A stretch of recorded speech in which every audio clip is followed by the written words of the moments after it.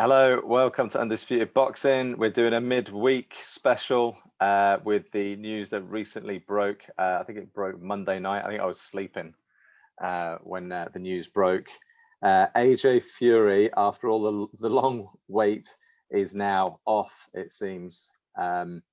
Matchroom have issued a statement. They've basically got a deadline to get it over, get things sorted this week. Otherwise, they're going to move on to their mandatory the WBO mandatory obligation.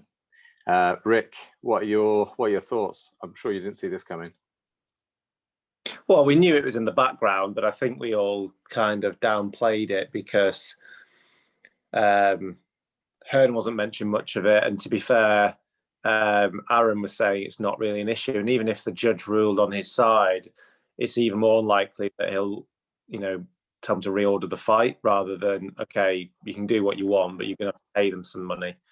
Yeah. So I thought worst case, they'll rule on his side, but just say, you have to pay damages. But, who knows? Maybe Arum knew that this was more likely to happen and just wanted Hearn to do all the, that's why maybe they weren't involved that much. Don't know. It's hard to know. But yeah, it's gutting because it's kind of like another delay, and if they have to fight Usyk and Wilder, they're not straightforward fights, to be honest. No. Could lose or injury even if they won, and then that delays it, and then mandatories. So it's not dead in the water. It just means that I think we're going to have some more hurdles again now. Yeah, for sure.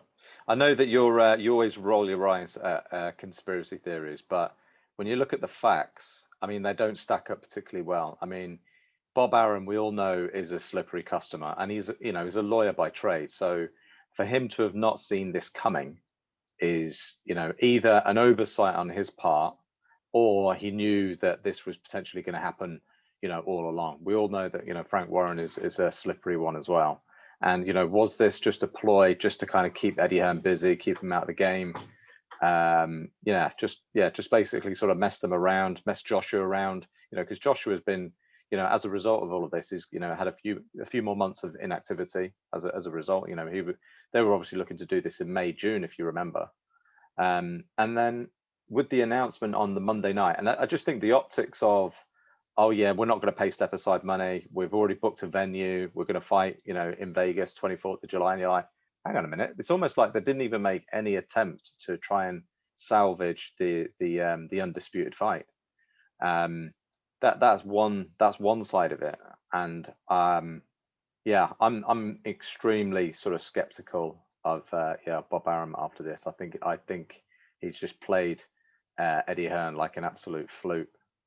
And you can't really blame Wilder. I mean, he's obviously just following through on his, there's a rematch clause in that contract, then it's got to be honored. And you could say as well, it's a bit of a power play from PBC to try and basically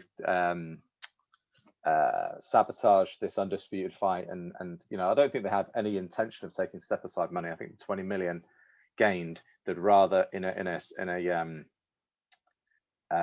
20 million in a sidestep, they'd rather just kind of sabotage the 150 or 200 million or whatever it's going to be in Saudi. But I think it's all about what degree. I struggle to see Arum going, we're actually going to probably lose this, and just playing him. But he probably thought there was a bigger risk of it being lost than he let Hearn know.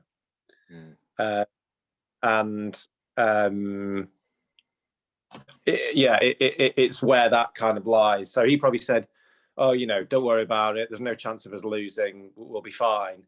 He might be like saying to Eddie Hearn, 95% it's not going to be an issue. But in his head, he might be thinking, might be more like 70-30, not going to be an issue. I don't think he was sat there thinking, we're never going to win this, but I'll just string them along. I think it's more, we should win this. It's probably a bit tighter than what I'm letting Hearn know. Therefore, I won't get involved too.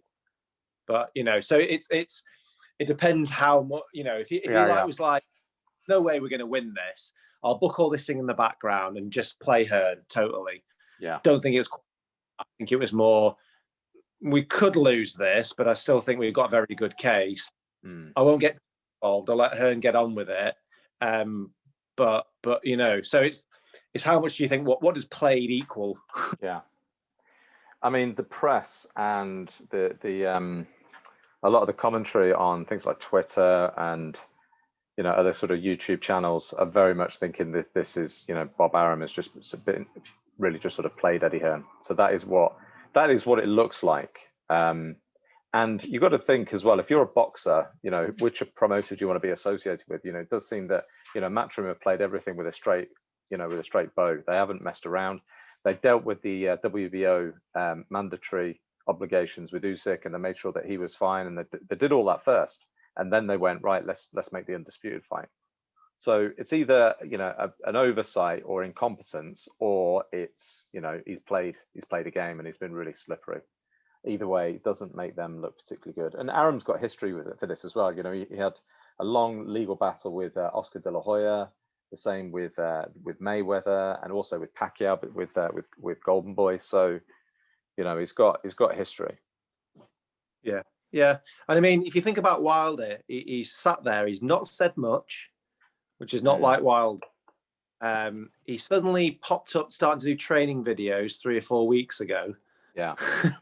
You know, you wonder if how much did they know? How much do they know? You know, they seem ready with exactly what they want when asked.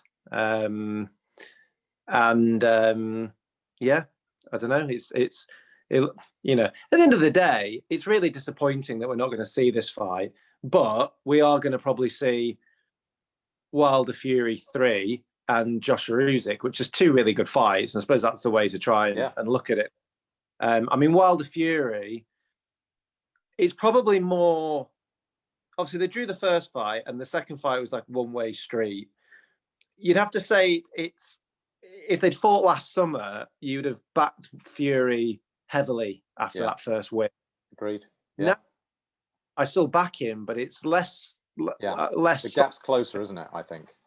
Yeah, because Fury has been inactive, and I think he's best when he's been active. And he isn't, you know, I've seen him hitting the pads. He's got a lot of fat around his waist. Yeah, it looks terrible. Always, but you know what I mean. So he's not in terrible shape for him, but he's not in great shape. Yeah. And Wilder's had time to mentally get over it and and start training on working on new things. And you don't know what he's been working on before the footage came. And maybe this has been a bit of a ploy, you know. Maybe PBC played Arum to some degree. Yeah. And then Arum caught wind of it a few months ago and then thought, well, I'll play Hearn a bit. Yeah, maybe. You know. It's a dirty business, boxing. Like, why on earth did they not just do it in February now? You know what I mean? It makes, if they'd had the second fight in February, the third fight in February, then we could be looking at the undisputed still in August. Yeah. Yeah. But there you go. We know Joshua and Usyk is not straightforward, so no. Not a straightforward fight, no. I mean, it's straightforward that it will be made, probably around about the similar date. And that is the one silver lining is because the heavyweight division had really been sort of held up over this. There's a lot of people waiting. So now that is resolved and it looks like, you know, AJ and Fury will go their separate ways, you know, the cards will start to fall in place now. So AJ and Usyk will probably fight early to mid-August.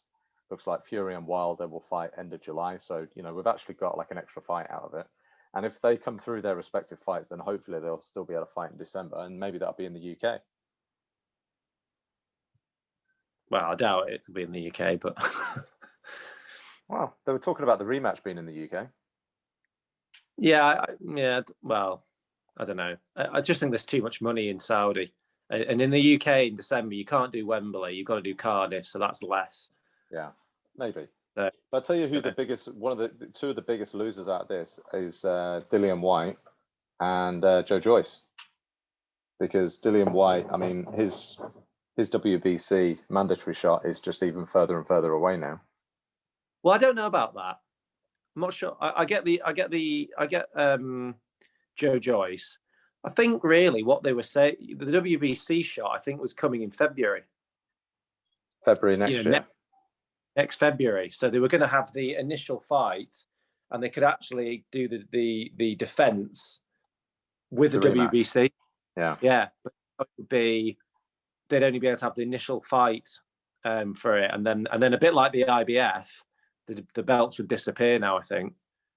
I think both about February actually, IBF and WBC. So I don't actually think it affects that much. It depends again though. If Wilder wins, if Wilder wins, it kind of throws it all into chaos, and we don't see Undisputed. I don't think.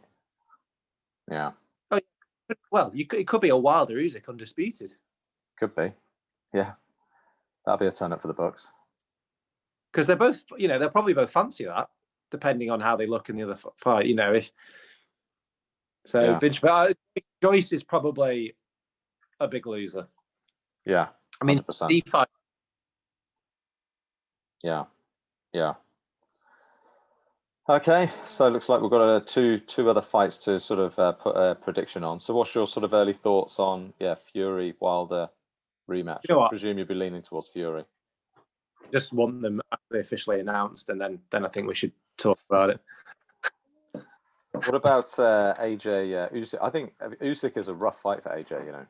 I don't think it's as straightforward at all. I mean, you've already mentioned it. I think it's a really, really tough fight. Yeah, it is. I mean, I'd put Joshua favourite, but it's tight, and I think my reasoning for why is Joshua favourite is that Usyk, though it wasn't really, really close, he beat. I mean, someone sent me a message of the day saying, "Oh, Usyk's going to murder AJ. He's too quick." So it's like, well, he didn't murder Del Boy. He beat Del Boy, and he beat him on points. Some people had Del Boy winning that. I mean, I didn't, but I had it quite close. If you're going close with points on Del Boy, are you murdering AJ? I don't think so. And let's have it right. Del Boy did land some leather on Usyk. Yeah. Because you can see it on his face. And Joshua's quicker and hits harder and got more variety. So you'd like to think he'd land as well.